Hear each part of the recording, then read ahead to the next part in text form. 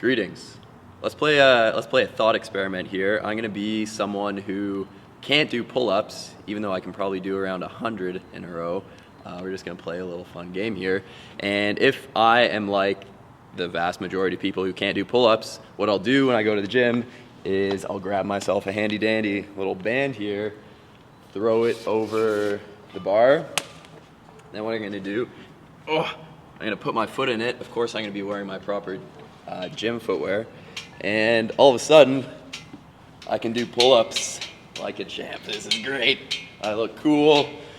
But if this is your strategy for getting better at pull-ups long term, it's probably not gonna help.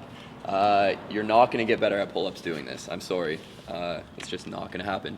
The reason being, the band helps you the most at the hardest part of the movement, and often the part of the movement that people have the most trouble with, which is this dead hang position at the bottom. So since you're getting the band help there, you're not really gonna get very much stronger there. That's also why you see people cutting their pull-ups short. For example, you'll see people doing pull-ups like this. They're cutting it short just because they're trying to avoid that dead hang position at the bottom, which is what we want to achieve if we want to do a proper pull-up and strengthen ourselves in that full range of motion. So I'm gonna give you guys a few techniques you can use to actually make your pull-ups better, as opposed to just doing fake pull-ups with a band. Not to say that you shouldn't do those. They are a good way to introduce yourself to that full range of motion, but there's a limit to how much they're gonna help you. So the first thing I like to do with people who can't do pull-ups at all is just really working on the eccentric, or the lowering portion of the lift. So what I would get them to do, just get a regular pull-up grip on the bar.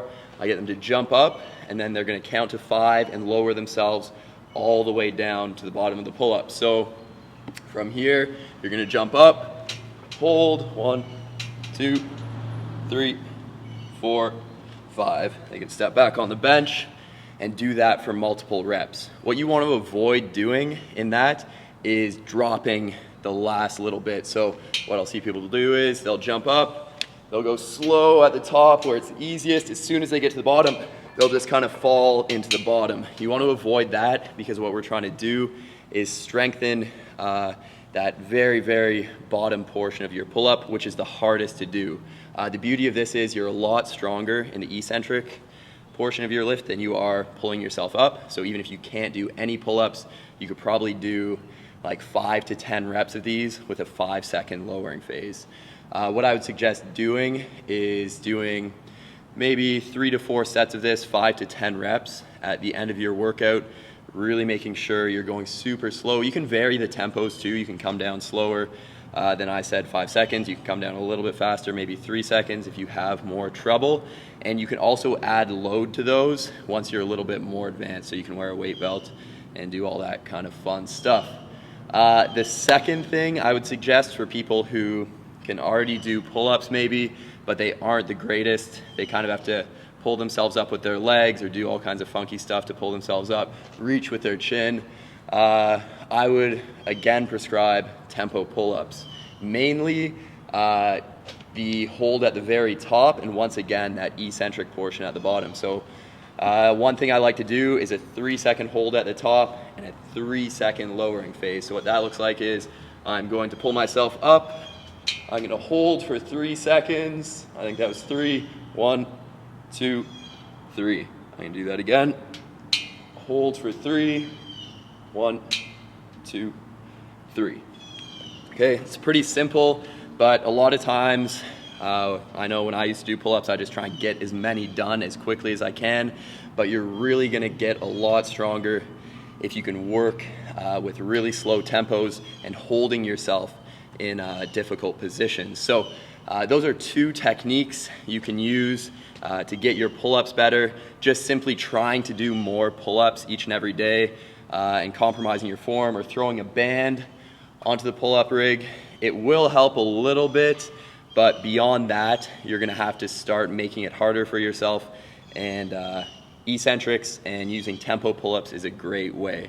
Another thing, if you can already do tempo pull-ups, like 3 seconds at the top, 3 seconds down, for sets of, let's say, 3 to 10. You're a pretty strong guy.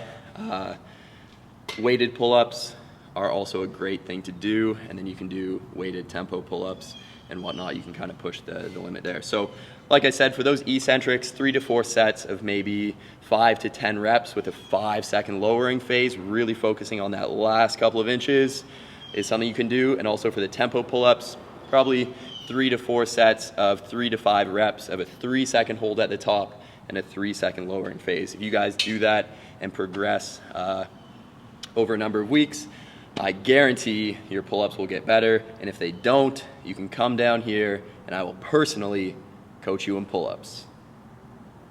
Not for free though, you have to pay. Goodbye.